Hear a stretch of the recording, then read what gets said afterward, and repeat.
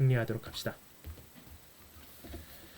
자, 이제 이어서 돌트 신경 함께 나눠보는 시간을 가지도록 하겠습니다. 먼저 우리가 지난주까지 했던 돌트 신경의 역사적 개관의 문제 부분을 풀어보는 시간을 가지도록 하겠습니다.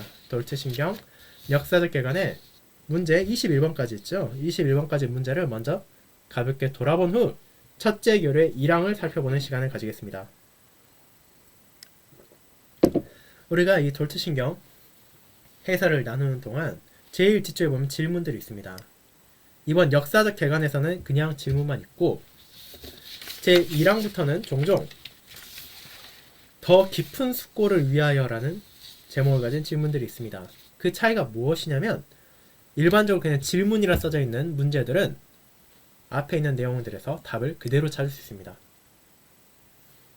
예를 들어 질문 1번 같은 경우에는 돌친경 역사적 개관에 처음 나오는 2단의 기원을 보면 그대로 답들이 다 있습니다. 그런데 이제 첫째 교류 1항부터 나오는 더 깊은 숙고를 위한 문제의 답들은 그 답 자체가 본문에 있지 않습니다. 여러분은 본문을 통해 함께 나눈 내용을 생각하고 또 숙고함으로써 그것의 답이 무엇일지를 스스로 생각해 보아야 할 것입니다. 자, 그것을 기억하면서 이제 돌트신경 역사적 개관의 문제들을 한번 풀어보도록 하겠습니다. 이 문제를 풀며 자연스럽게 지난 2주간 했던 역사적 개관을 또 복습하는 시간도 가지도록 하겠습니다. 자, 그럼 첫 번째 질문을 보도록 합시다. 알미니우스의 오류가 새로운 오류였습니까? 만약 그렇지 않다면 그에 앞선 역사적 사례, 역사로부터 이 오류가 가르쳤던 예시들을 들어보시기 바랍니다. 자, 이것은 제가 처음 말씀드렸던 2단의 기원 부분에 그대로 다 나와 있습니다. 알미니안주의, 아르미니우스의 가르침은 그 스스로가 번뜩이는 발상으로 어느 날 갑자기 만들어낸 것이 아닙니다. 그 뿌리 자체는 이미 먼 옛날부터 있었습니다. 자, 그것을 한번 보도록 합시다. 먼저 이스라엘 백성들, 구약 시대까지 이 뿌리가 넘어갑니다. 이스라엘 백성들 가운데 불신실한 자들은 그들이 하나님의 율법에 외적인 순종만 한다면 하나님의 호의를 얻을 것이라 믿었습니다. 즉, 그들의 삶이 어떠하건 그들이 하나님의 믿건 말건 상관없이 제사를 제때 지내고 절기를 지키면 하나님께서 은혜를 베푸실 것이라 확신한 것입니다. 그 생각이 잘못된 것입니다. 그리고 그런 생각은 이후로도 쭉 이어집니다. 바리새인들은 스스로가 의롭다 믿었습니다. 자기들의 행동이 충분히 하나님의 뜻에 순종한 것이라 믿었고 그를 통해 다른 사람들은 몰라도 우리는 의롭다라고 믿었던 것입니다. 그리고 신약시대 교회가 세워진 이후에도 유대주의자라는 사람들이 있었습니다.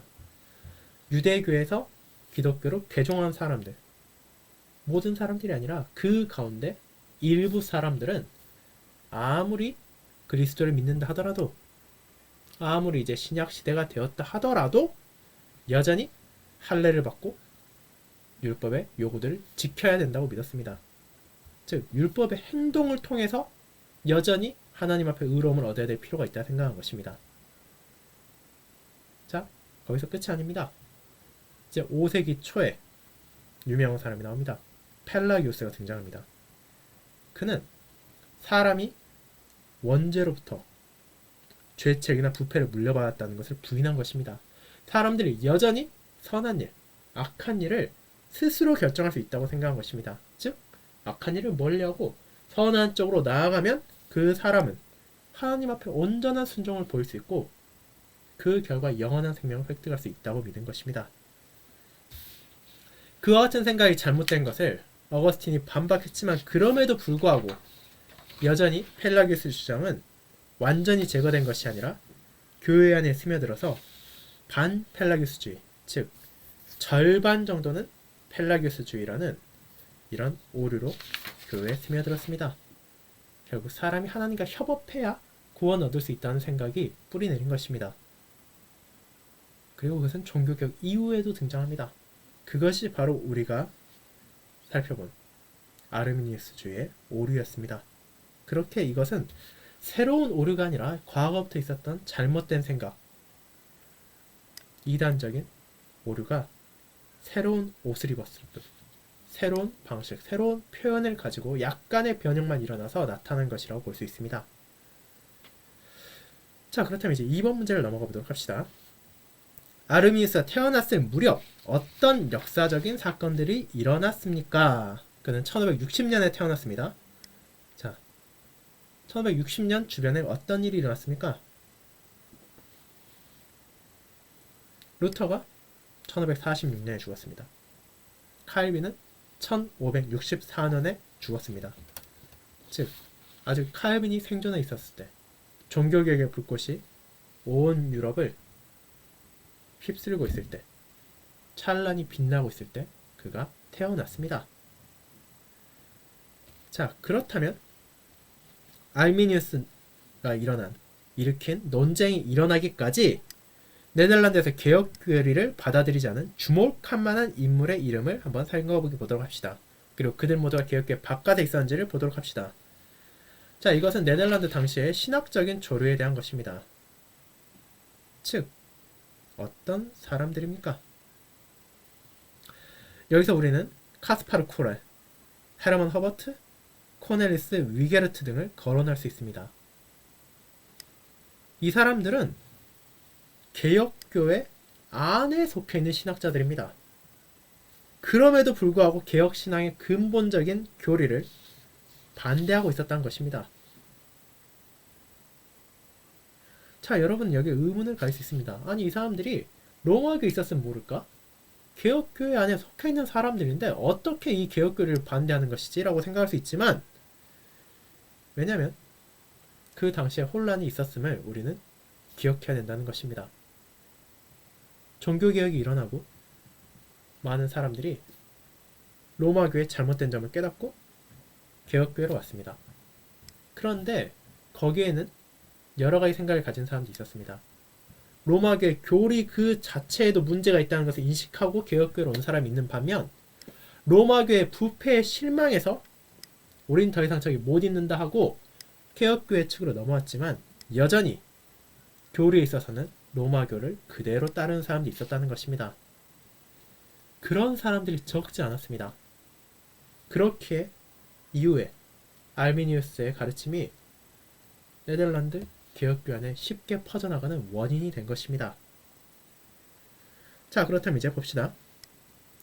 이어진 4번은 다음과 같은 질문입니다. 알미니우스가 어떤 교회에서 성장했고 어느 교회에서 목회자가 되었고 그 교회가 어떤 신경을 가지고 있었는가 라는 것입니다. 자, 알미니우스는 네덜란드 당시 개혁교회에 속해 있었습니다. 그리고 그가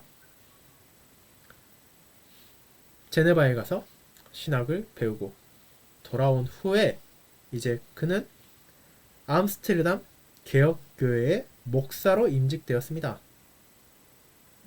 그 교회에 어떤 신경이 있었습니까? 그 교회는 당연히 우리가 알고 있는 새 일치 신조 가운데 두 가지인 벨신앙 고백서와 하이델베르그 교리 문답을 가지고 있었습니다. 왜 돌트 신경이 없지? 라고 생각할 수 있지만, 돌트 신경은 이 알미니우스의 잘못된 가르침에 반박하여 교회를 지키기 위해 이후에 생겨난 것임을 우리는 기억해야 됩니다. 즉 하이델베르그와 벨신앙 고백서가 있었습니다. 자, 그러면 이제 이어지는 5번을 봅시다. 1603년 헤이그에서 열린 회의의 목적이 무엇이었습니까? 자, 이 알미니우스가 암스테르담 교회에서 임직이 될 때도 많은 우려가 있었습니다.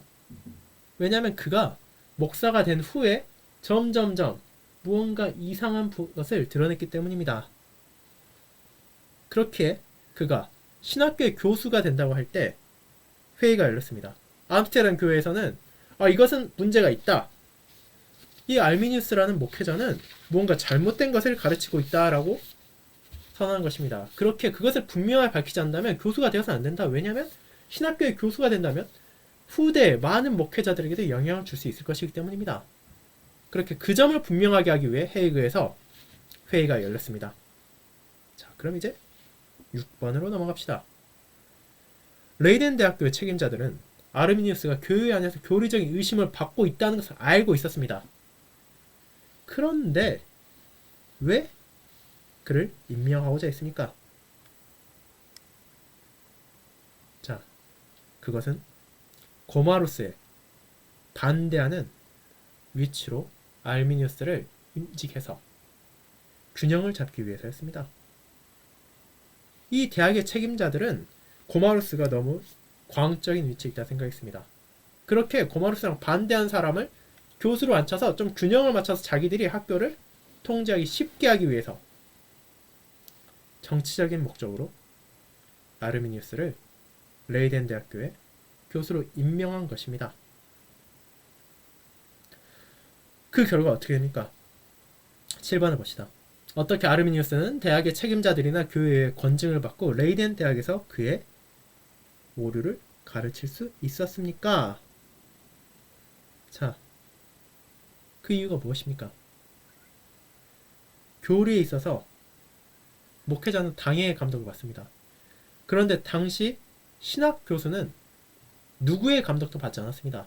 즉 일단 신학 교수가 되고 나면 그 교수가 무엇을 가르치든지 간에 직접적으로 감독할 권리를 가진 사람이 없다는 것입니다. 그것을 이용해서 아르미니우스는 자신의 이단적인 사상을 점점 학생들의 마음에 심어갔습니다.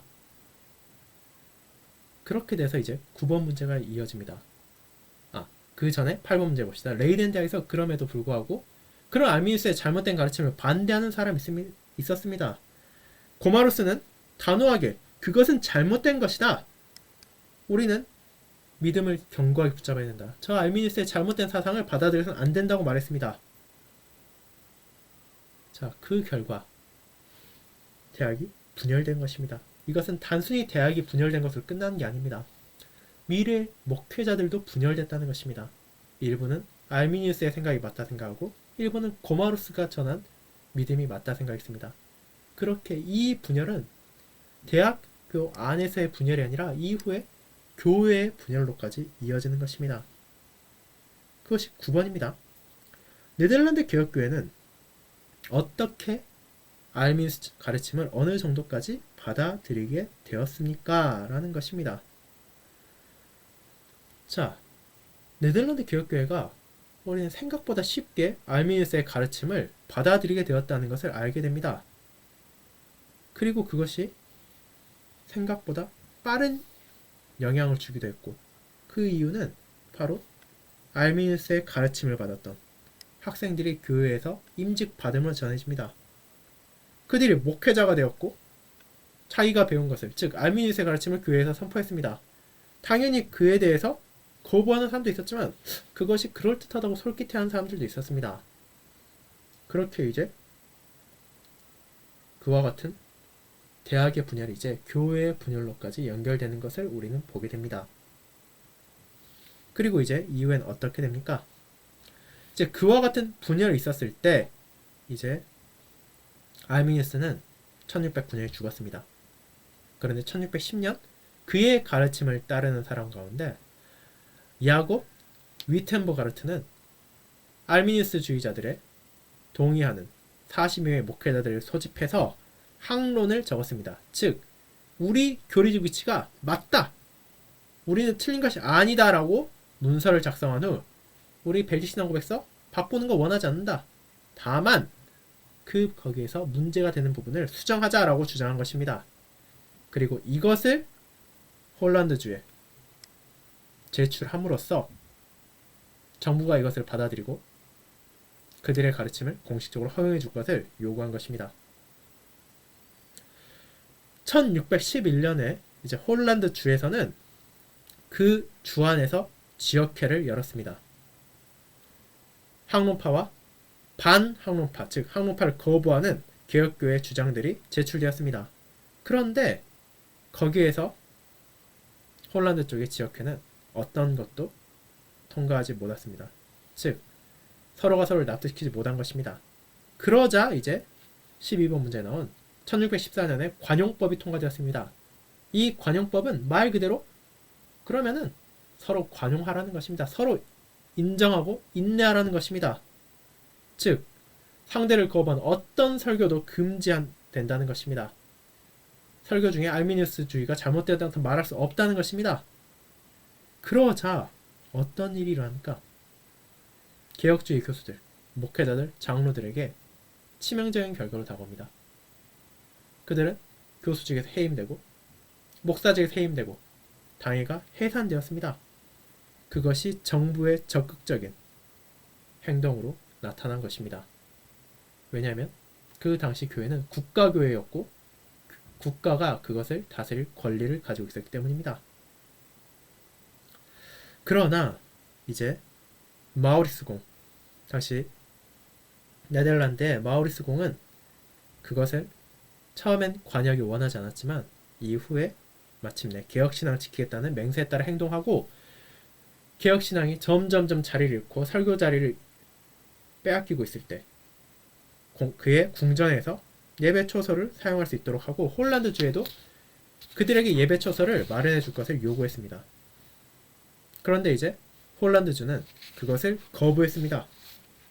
오히려 사병을 모아서 전쟁을 일으키려 한 것입니다.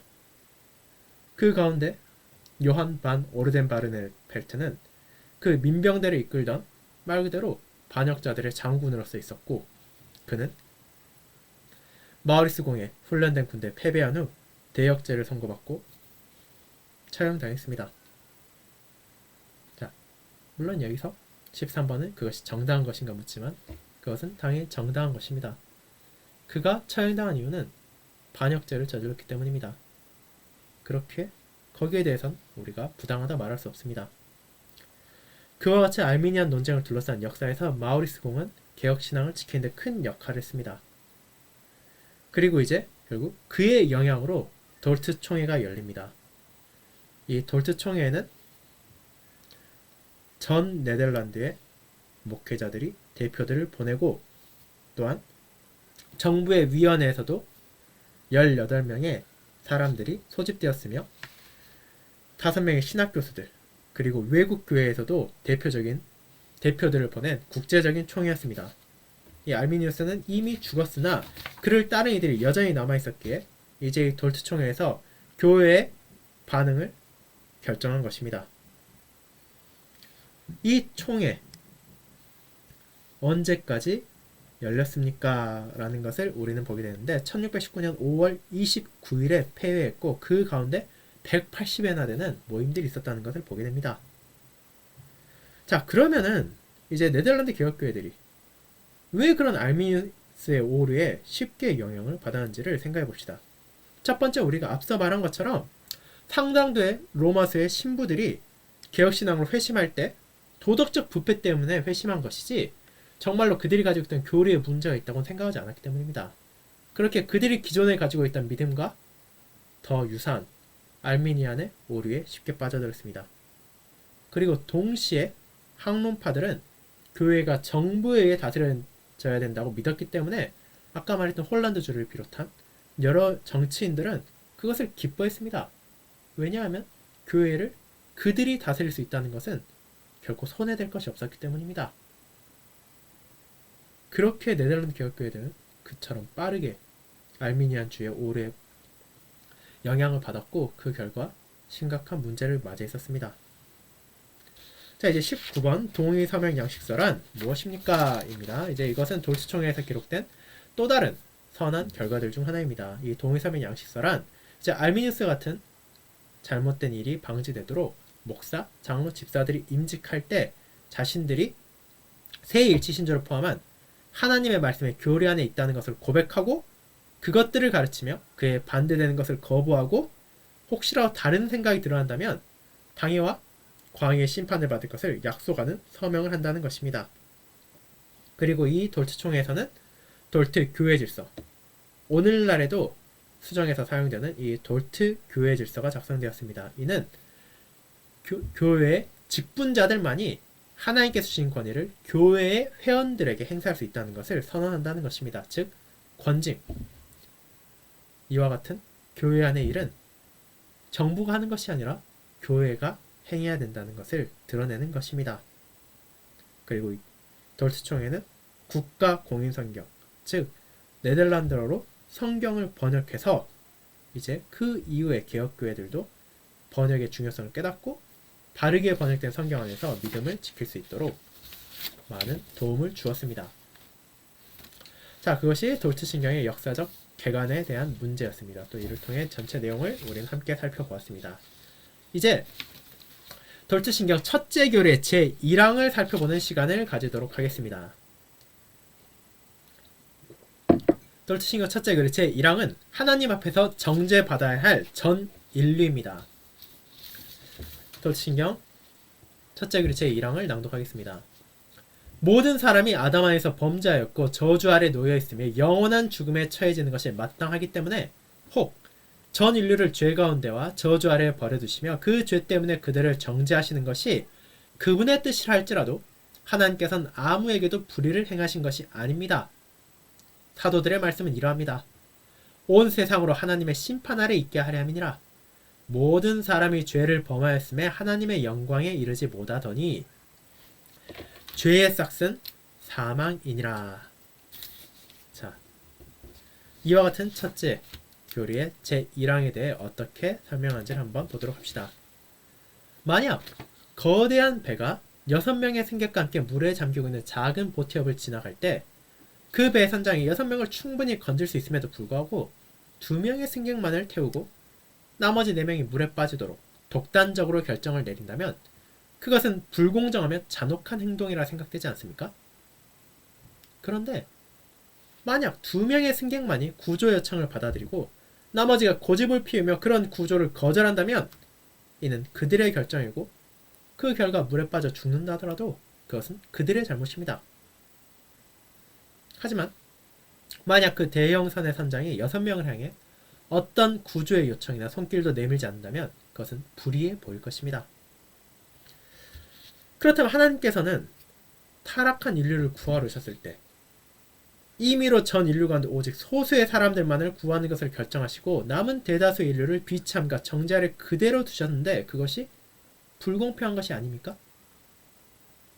하지만 우리가 하나님께서 실제로 무엇을 하셨는지에 답하기에 앞서 돌트신경은 하나님께서 무엇을 하실 수 있는지를 선언합니다.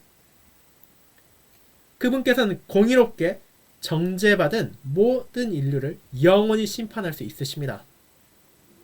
하나님께서는 그 누구도 구원해야 할 의무가 없습니다. 돌트신경의 저자들은 하나님께서 전 인류를 죄 가운데와 저주 아래 두시더라도 불의를 행한 것이 아니라는 것을 분명하게 합니다. 그 이유는 모든 인류가 죄인이기 때문입니다. 그러므로 우리가 이 항을 시작하며 다룬 예시는 사실 좋은 것이 아닙니다. 왜냐하면 그것은 작은 배에 타고 있던 승객들은 아무 잘못도 없다는 것을 전제하고 있기 때문입니다. 그것은 사람의 실제적인 위치, 그들의 현실을 바르게 표현한 것이 아닙니다. 성경은 모든 인류는 하나님을 향한 자신의 죄로 인해 정죄받아 마땅하다고 말합니다. 왜냐하면 모든 인류는 아담 안에서 죄를 지었고 죽었기 때문입니다. 로마서 5장 12절과 고린도전서 15장 21절을 참조할 수 있습니다.